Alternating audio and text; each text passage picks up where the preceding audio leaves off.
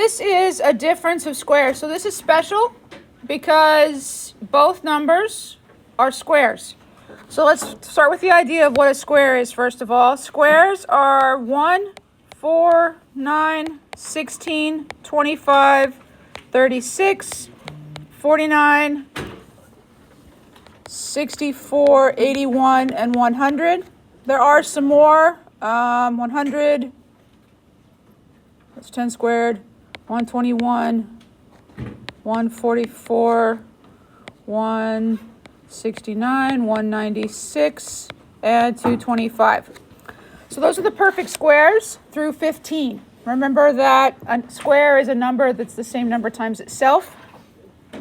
X squared is a squared. So like we can do all those things. And so when we're factoring a difference, what does difference mean? Difference means subtract. So when we're doing a difference of squares or a subtraction problem with squares in it, the process is a little different. Shh. All right.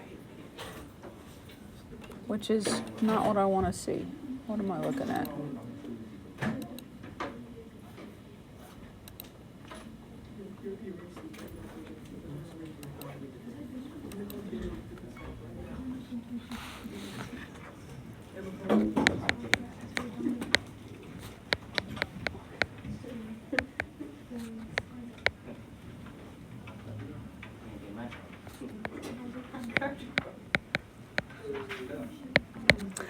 So we're factoring a difference of squares.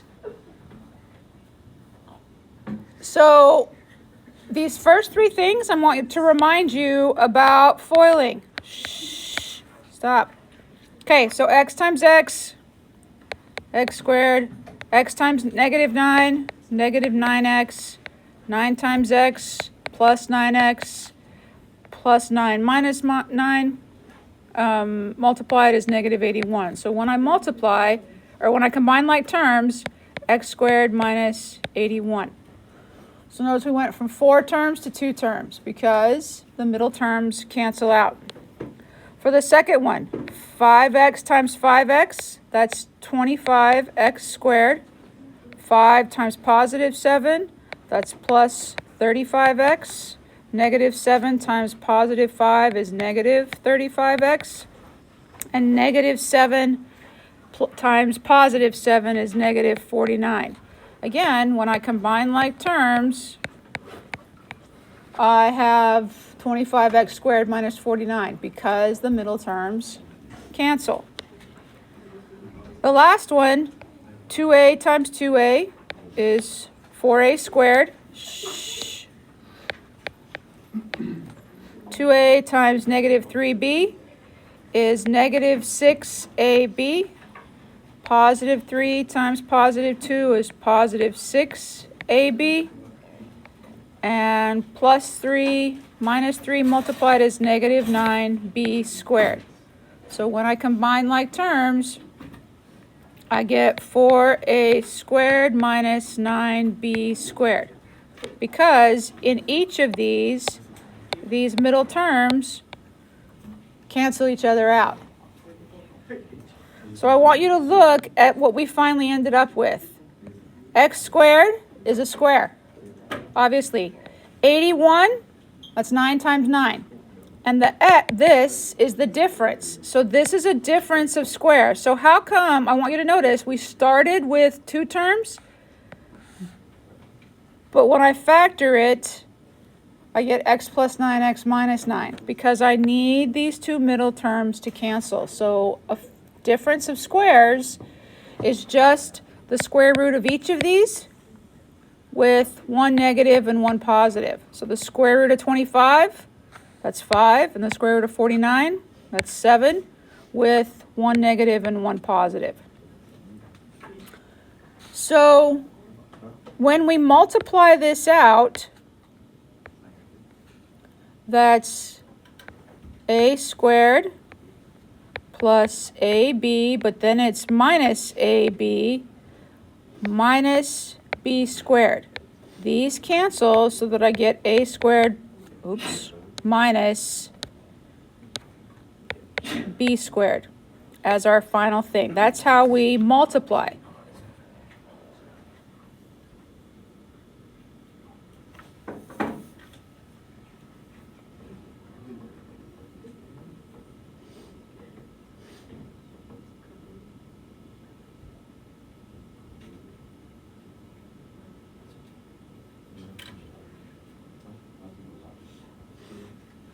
There is not a rule for the sum of squares. So the square root of x squared is x, and the square root of 4 is 2. So you might think that that's x plus 2 squared, except x plus 2, please stop doing that, x plus 2, that gives me x squared plus 2x plus 2x plus 4, which is x squared plus 4x plus 4. This is not the same thing. This does not work with that rule. These are not the same thing. They're not equal. So there isn't a rule for the sum of squares, only for the difference of squares.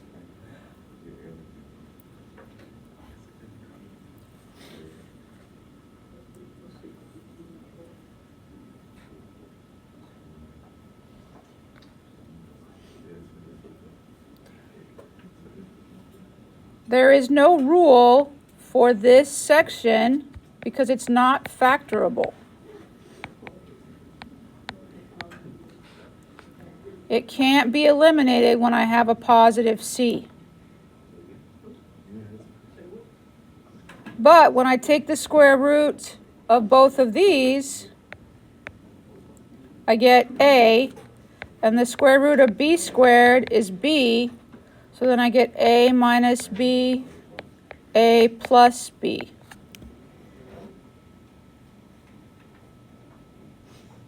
So this is the rule.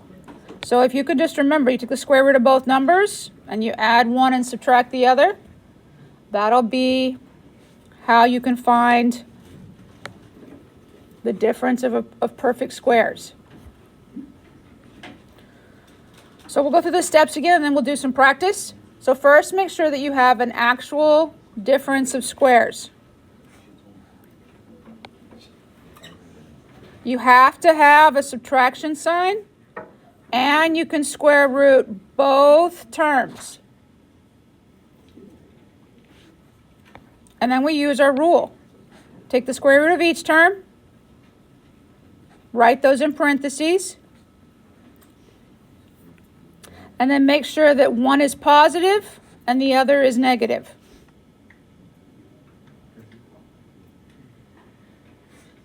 So we'll go through those steps and I'll show you how it works in a problem. So we're going to take the square root of both numbers. Square root of both numbers, then we write those in parentheses. So we're going to have something that looks like this, and we'll have a and b and a and b, and then you make one positive and one negative. And that's how we're going to do that, okay? All right, so let's look at this first one. First, we make sure they're both squares. This is a square, obviously. Is 64, are there two numbers that multiply, or is there a number that multiplies by itself to be 64? 8. So we take the square root of both. And so this is just the steps. We're going to do this every time, but we're going to do it for a little bit.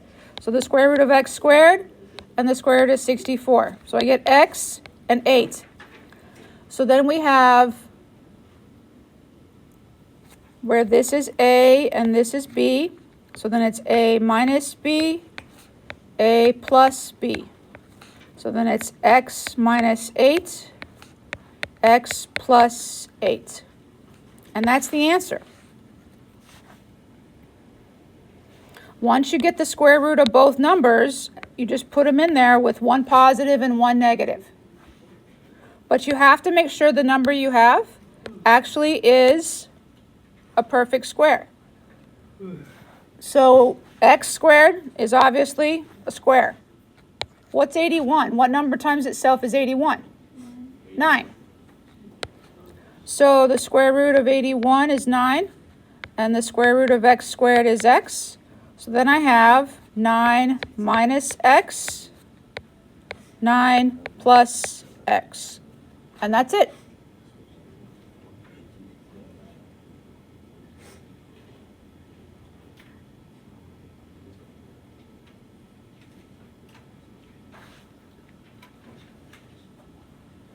Sometimes there is a coefficient in front of the x, and you have to make sure that it is a perfect square as well. So this is a perfect square, is 9. Is there a number times itself that equals 9? Yeah. What number times itself equals 9? 3, that's right.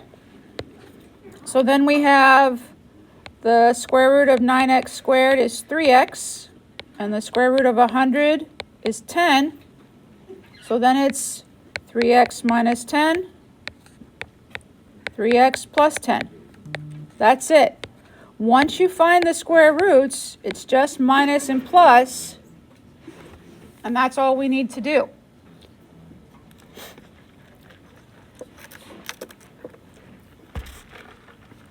All right.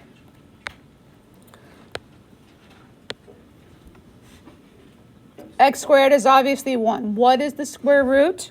Is 16 1? Can I take the square root of 16x squared? What's the square root of 16? 4. And the square root of x squared is x. And what's the square root of 121? 11. So then I get 4x minus 11, 4x plus 11. The order of these two symbols doesn't matter. It can be plus and then minus. It doesn't matter. I just do the minus first because it's a difference, and I just do a minus first. It doesn't matter which one you do. Which one? Do I have to have this x? No, because see how this is negative? The negative goes with the 11. Make sense? Okay. All right.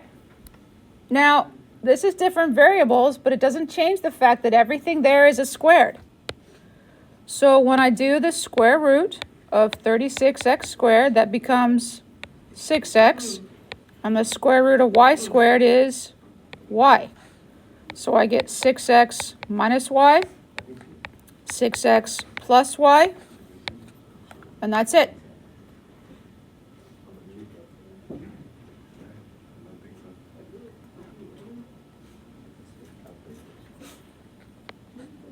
Go back, sorry. So it's just a combination of finding the square roots. So on your blue cards, it would be handy for you to highlight or circle all of the perfect squares. 4, 9, 16, 25, all the way up to 100. And maybe on the bottom, write up to 100, up to 225, up through 15. On lots of tests, the ACT, the ASVAB, lots of tests, they expect you to know that like the square root of 400 is 20. And 625 is the cube root of 5. Like they're just, or fourth root of 5. They expect you to know those kind of things from interacting with numbers so much through your career. All right, square root of both sides. Square root of 4x squared. Square root 25y squared, that's 2x and 5y.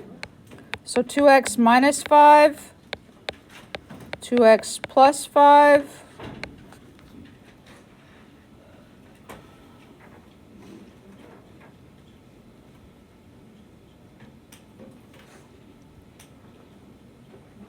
That's what we're trying to figure out.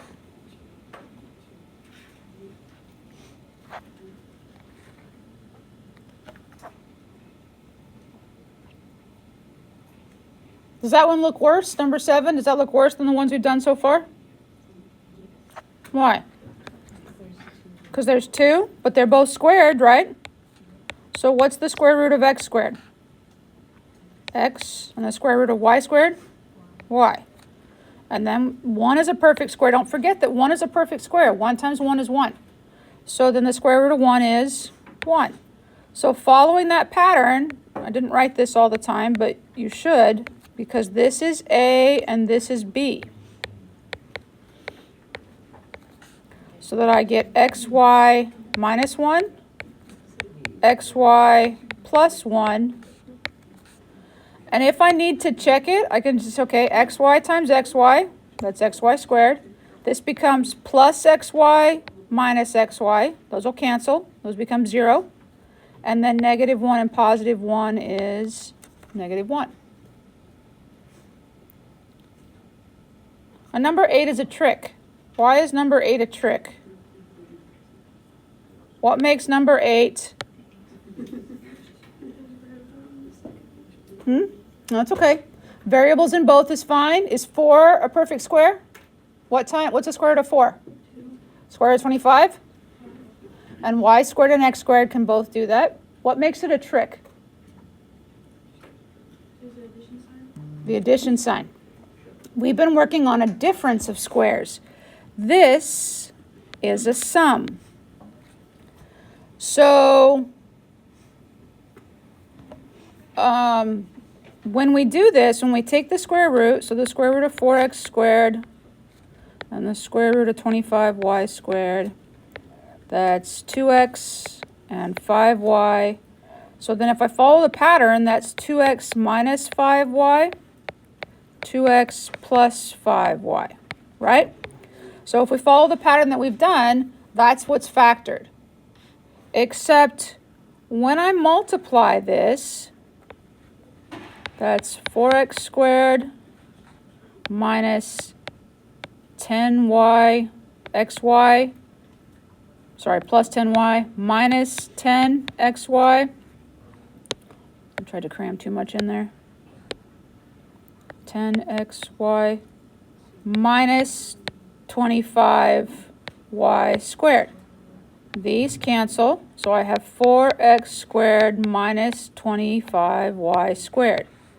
These two things are not the same.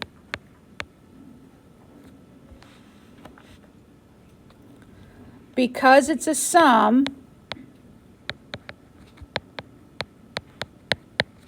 it's not factorable. So pay attention. Just because you're working on a process and you kind of get in the habit, oh, we do this and we do this and we do this, don't go so quickly that you don't pay attention to the signs. Sums, a difference, the sum of squares is not a factorable thing.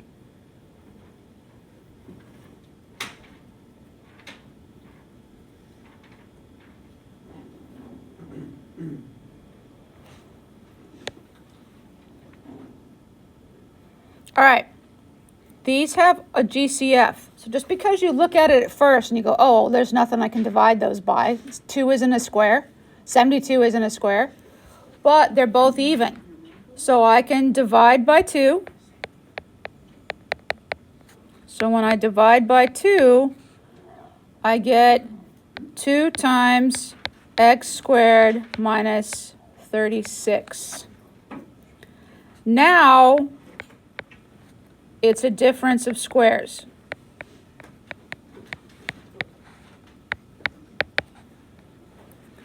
So now we take the square root of x squared and the square root of 36 so that I get 2 times x minus 6, x plus 6,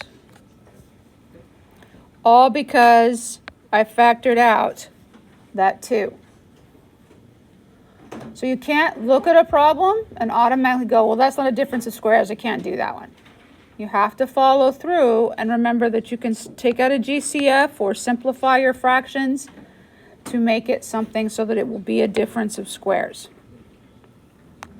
Now, as much fun as this is, please keep remembering that this is last year's math. We did this last year for sure. And probably the year before that a little bit. Definitely the first couple of days. In fact, 100 is working on this right now. They're still back on GCFs, but they're working on this right now. All right, let's look at number 10. 45 and 20 are not perfect squares. And X cubed and X are not perfect squares. But what can I divide both of those by? What's the greatest common factor between 45 and 20? Go look on your card. 45 and 20. 5 is the greatest factor. And there's an X in both terms. So my GCF is 5X. So when I divide by 5X, I get 9x squared minus 4. Now, it's a difference of squares.